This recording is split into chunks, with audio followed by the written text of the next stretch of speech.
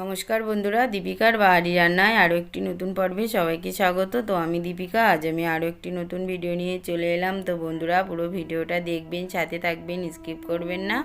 তো আজকের মেনু দেশি হাঁসের ঝোল। তো হাতে দেখুন দেশি হাঁস। তো আজ দেশি হাঁস দিয়ে একটা অন্যরকম নতুন গ্রাম্য স্টাইলে রেসিপি তৈরি করব।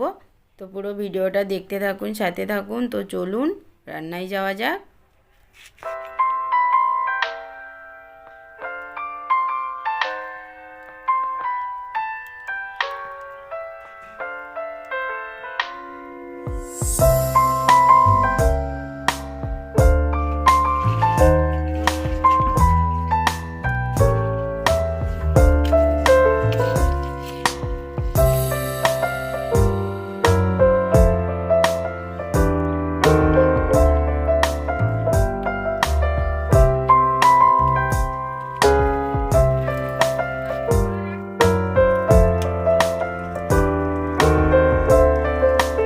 বাবা কি জ্বলা জ্বলেছে রে!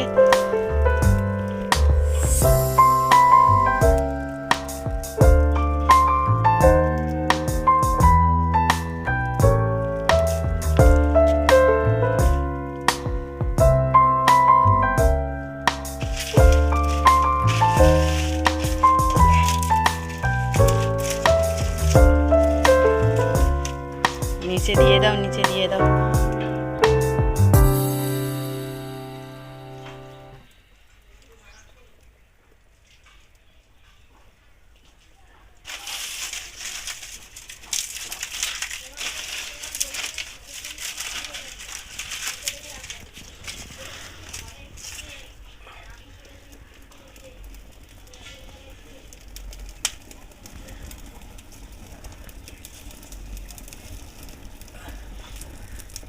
মাংস পুরো পুরানো হয়ে যাচ্ছে, পুরো ঝলসানো বলে এইগুলোকে।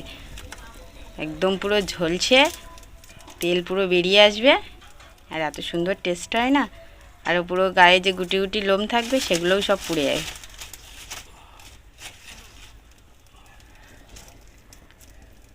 হয়েছে,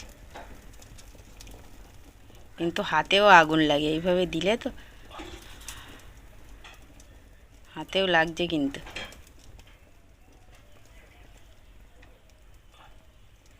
হয়েছে নাকি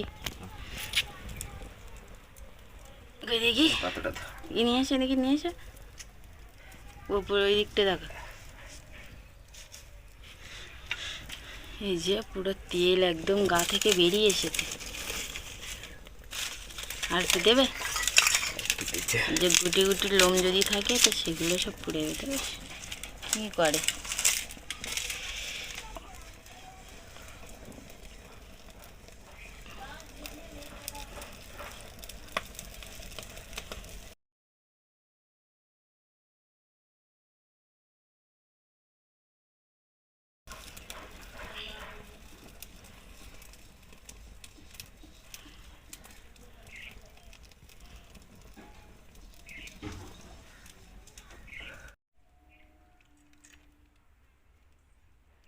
এর মধ্যে আবার ডিম হয়েছে, কি সুন্দর।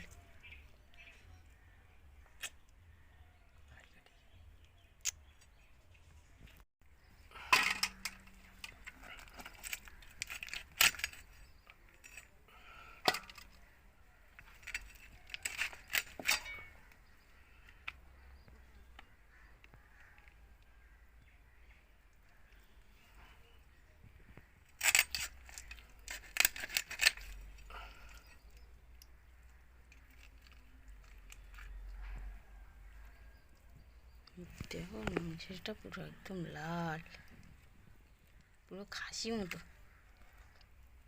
কি সুন্দর, দেখো লাল একেবারে।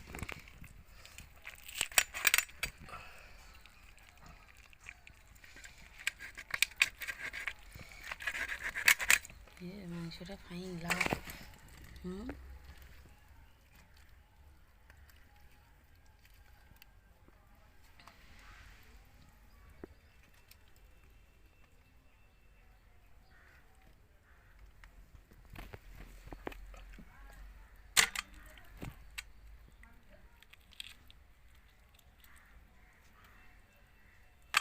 চর্বিও হয়েছে না, চর্বি।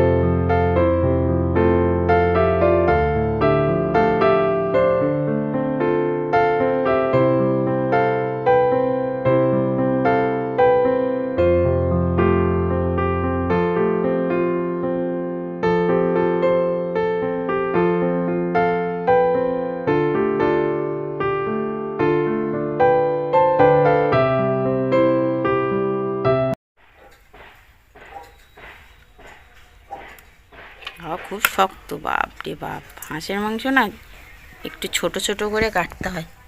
এই যে তেলও যেমন হয়েছে, ডিমও হয়েছে, মাংসটা কি সুন্দর লাল, পুরো খাসি। দেখুন, মনে হয় যেন দেখে খাসির মাংস।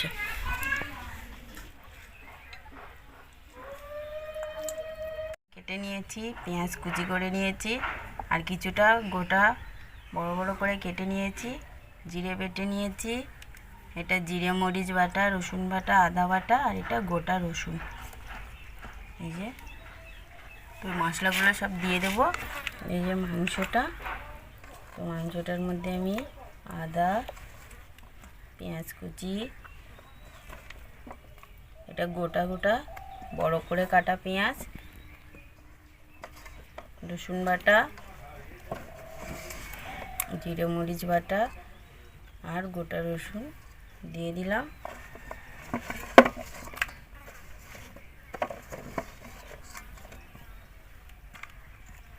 মানে হলুদ গুঁড়ো আছে,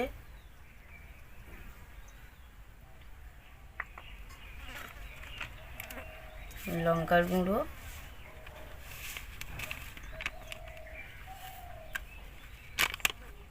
লঙ্কার গুঁড়ো দিয়ে দিলাম,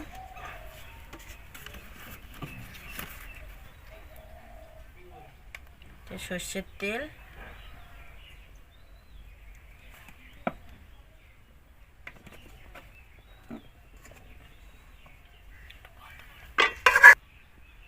নুনটা দিয়ে দেবো, দিয়ে খুব ভালো করে মেখে নেব।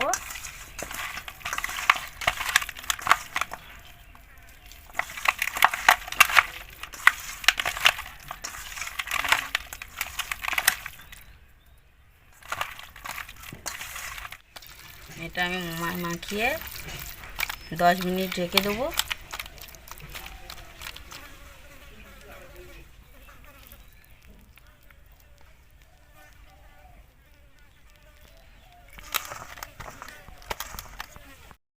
এবার আমি আলুগুলো দিয়ে দেবো।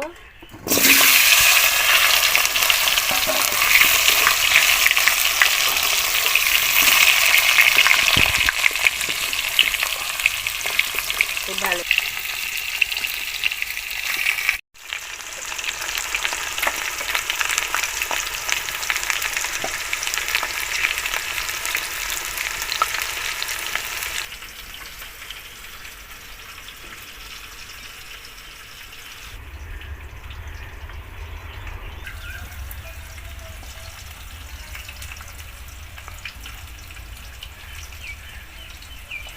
এই উনুনে কিন্তু হাঁসের মাংস বিশাল টেস্টি হয়, গ্যাসে অতটাও ভালো হয় না, অতটাও টেস্ট হয় না।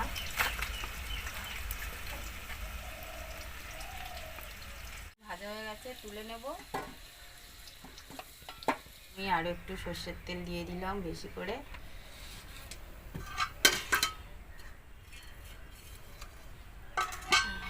এটা হচ্ছে গোটা গরম মশলা, গোটা গরম মশলাটা তেলে দিয়ে দেবো। গোটা গরম মশলাটা দিয়ে দিলাম।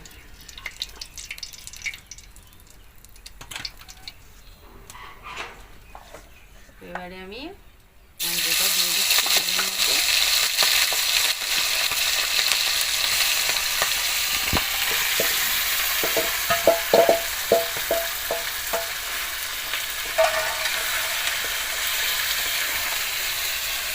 নুনটা কিন্তু খুব জ্বলেছে।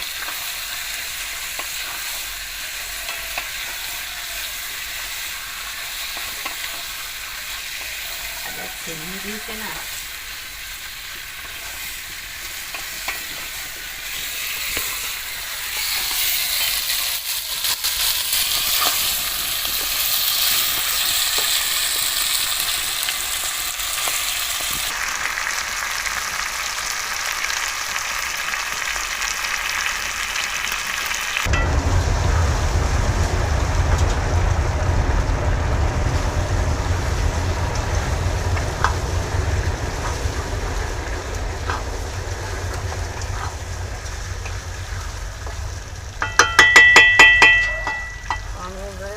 চাপা দিয়ে ঢেকে রাখবো কিছুক্ষণ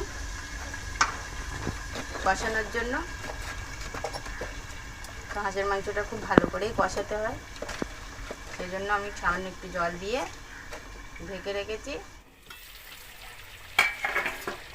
দেখুন মাংসটার কালারটা দেখুন, কষানোটা কিন্তু হয়ে গেছে, এবার তেল ছেড়ে দিয়েছে।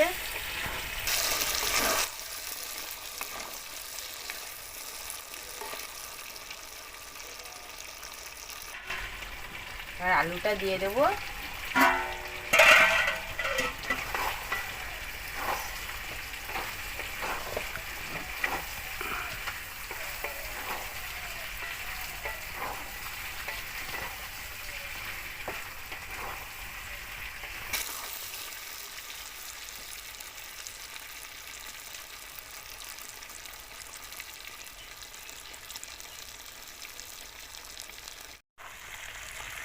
আর একটু গরম মশলা বেটে দেবো, ওরা ওই দিয়ে ওই ভিজে সুন্দর কালারটা হয়েছে। তো মাংসটা আমার পুরো কষানো হয়ে গেছে খুব ভালো করে, যে দেখুন এত সুন্দর তেলও বেরিয়েছে আর পুরো লাল হয়ে গেছে। এর মধ্যে আমি জল দিয়ে দেবো এবার।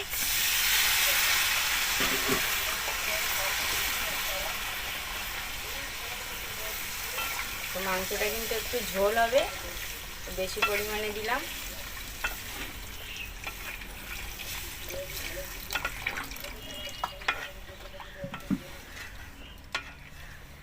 কালারটা দেখুন না কি সুন্দর।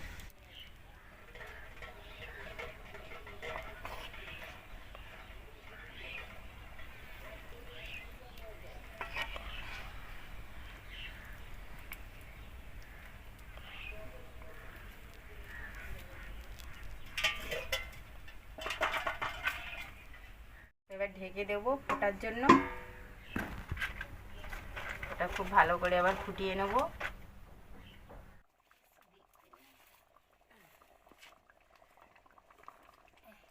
শুধু এটা ব্যাপার করে দেখা যায়,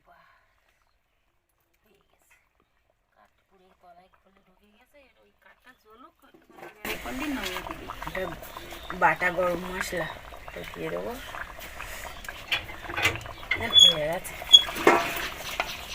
দিয়ে এবার নামিয়ে এইবার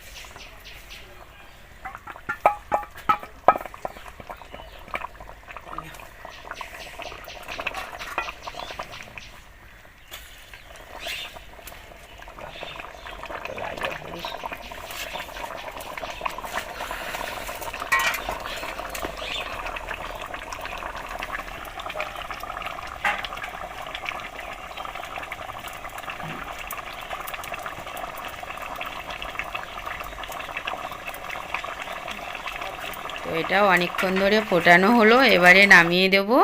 তো দেখুন কি সুন্দর হয়েছে। তো আপনারাও এইভাবে ট্রাই করুন, আশা করি খুবই ভালো লাগবে। তো খুবই অসাধারণ লাগে খেতে এটা। তো আজ ভিডিওটা এখানেই শেষ করলাম। সবাই ভালো থাকবেন, সুস্থ থাকবেন। ভালো ভালো ভিডিও পেতে চ্যানেলটি সাবস্ক্রাইব করে আমার পাশে থাকবেন।